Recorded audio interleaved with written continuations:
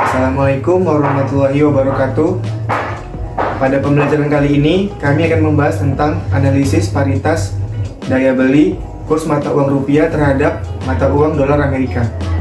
Perkenalkan, nama saya Bimo Iguna, NPM 18051600286. Perkenalkan, nama saya Farul Rahaji Siregar, NPM 18051600172. Nama saya Muhammad Dito Anugrah, NPM 18051600346. Nama saya Nadia Nuroliza, NPM 18051600124. Teori paritas daya beli atau purchasing power parity diperkenalkan oleh Gustav Kessel pada tahun 1918 yang menjelaskan hubungan antara harga komoditi dalam mata uang domestik dengan nilai tukar. Teori ini menyatakan bahwa nilai tukar akan menyesuaikan diri dari waktu ke waktu untuk mencerminkan selisih inflasi antara dua negara. Akibat adanya daya beli konsumen untuk membeli produk domestik akan sama daya beli untuk membeli produk luar negeri.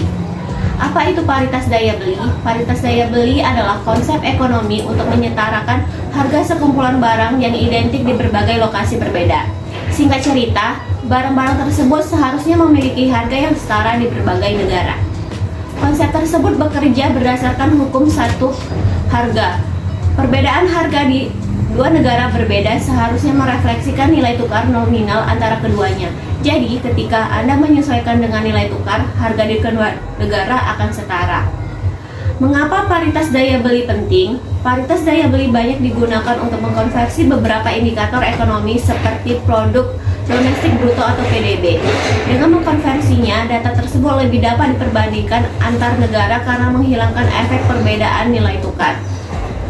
Selanjutnya, paritas daya beli juga berguna untuk menangkap perbedaan biaya hidup di masing-masing negara. Bank Dunia, misalnya, menggunakan rasio tingkat harga faktor konversi paritas daya beli untuk menyesuaikan angka PDB di masing-masing negara. Itu mengukur perbedaan tingkat harga umum untuk semua barang dan jasa yang diproduksi di suatu negara. Bagaimana paritas daya beli dihitung? Seperti yang disebutkan sebelumnya, paritas daya beli bekerja di bawah hukum satu harga, sehingga untuk sebuah bandel barang, harga di negara mitra harus sama dengan harga di domestik setelah disesuaikan dengan nilai tukar. Secara matematis, kita dapat menghitungnya dengan rumus berikut. PD sama dengan SD per F dikali PF, di mana PD itu harga di domestik, PF itu harga di luar negeri, SD per F itu nilai tukar mata uang domestik terhadap mata uang luar negeri. Kita ambil contoh sebuah produk di Indonesia dan Amerika Serikat. Ketika kita sesuai dengan nilai tukar paritas daya beli, harga di keduanya harus setara. Asumsinya Anda adalah orang Indonesia. Misalnya harga di Indonesia adalah sebesar $1 Amerika dan nilai tukar rupiah terhadap dolar Amerika adalah sebesar 14.000 rupiah per USD. Jadi untuk produk tersebut harga di Indonesia seharusnya sebesar 14.000. Teori paritas daya beli dapat dibedakan menjadi dua, yaitu absolut dan relatif. Paritas daya beli absolut menurut Salvatore mengungkapkan bahwa teori paritas daya beli versi absolut merupakan titik equilibrium dari nilai tukar antara dua negara dan rasio tingkat harga dari kedua negara yang bersangkutan. Menurut teori paritas daya beli versi absolut, pada dasarnya adalah perbandingan nilai suatu mata uang terhadap mata uang lain yang ditentukan oleh tingkat harga pada masing-masing negara.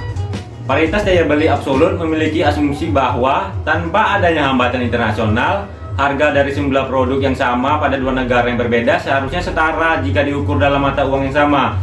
Biaya transportasi, biaya masuk, dan kuota perdagangan menyebabkan bentuk absolut dari paritas daya beli ini tidak akan terjadi. Paritas daya beli bentuk absolut ini menunjukkan nilai tukar yang dihitung dari perbandingan tingkat harga domestik dengan tingkat harga di luar negeri. Hubungan equilibrium yang diterapkan dalam paritas daya beli versi absolut mengasumsikan arbitrase komoditas sempurna antara dua negara yang ditunjukkan oleh persamaan berikut. S sama dengan P per P action, atau di mana S sama dengan nilai tukar, P sama dengan tingkat harga domestik, P aksen sama dengan tingkat harga asing. Yang kedua, paritas daya beli relatif.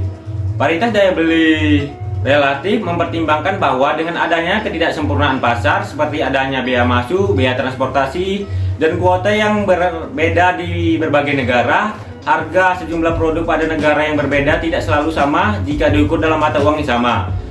Menurut Salvatore, yang mengungkapkan bahwa pada paritas daya beli versi relatif, apabila terjadi perubahan harga di kedua negara, maka nilai tukar antara kedua negara tersebut juga mengalami perubahan juga. Paritas daya beli versi relatif juga dapat mengukur apakah mata uang tersebut overvalue atau undervalue. Berikut ini rumus paritas daya beli versi relatif. S sama dengan 1 ditambah V per 1 ditambah V dikurang 1, di mana S sama dengan nilai tukar, P sama dengan inflasi domestik, P aksen sama dengan tingkat inflasi asing. Selanjutnya, ada kelebihan dan kekurangan paritas daya beli. Konsep paritas daya beli memiliki beberapa keunggulan. Yang pertama, itu bisa membuat perbandingan data-data ekonomi antar negara yang lebih relevan. Data PDB dan PDB per kapita adalah dua contohnya. Sehingga Anda dapat menggunakannya untuk memberikan gambaran yang lebih akurat tentang standar hidup suatu negara. Yang kedua, nilai tukar paritas daya beli membantu untuk menentukan tren nilai tukar dalam jangka panjang. Nilai tukar pasar cenderung bergerak ke arah nilai tukar paritas daya beli. Yang ketiga, nilai tukar paritas daya beli lebih comparable. Maksudnya itu yang terutama ketika pemerintah sebuah negara memanipulasi nilai tukarnya, atau ketika serangan spekulatif atau carry trade terjadi. Keduanya membuat nilai tukar pasar menyimpang dari fundamental atau equilibrium jangka panjangnya. Sementara itu, beberapa kekurangan terhadap paritas daya beli adalah: yang pertama, paritas daya beli tidak mempertimbangkan perbedaan kualitas barang antar negara. Produk yang sama, misalnya, dapat memiliki tingkat kualitas yang berbeda di negara yang berbeda, sehingga kita sulit untuk menentukan keranjang barang dan jasa yang identik. Masalah lain adalah selera dan preferensi konsumen antar negara yang cenderung bervariasi. Seringkali produsen menggunakan pendekatan diferensiasi daripada standarisasi produk. Mereka lebih menyesuaikan penawarannya dengan selera lokal di masing-masing negara. Sehingga untuk membuat produk yang sama, atribut dan kualitasnya kemungkinan berbeda.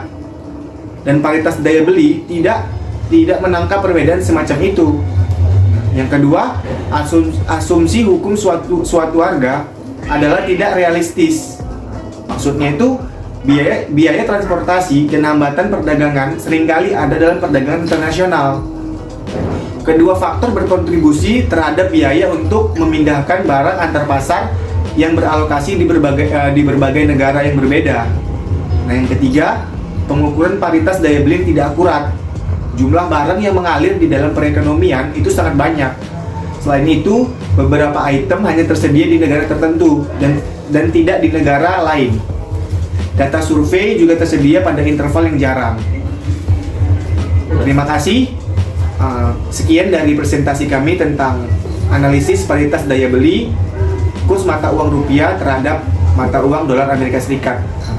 Apabila ada kekurangan yang kami lakukan, kami mohon maaf. Saya akhiri dengan wassalamualaikum warahmatullahi wabarakatuh.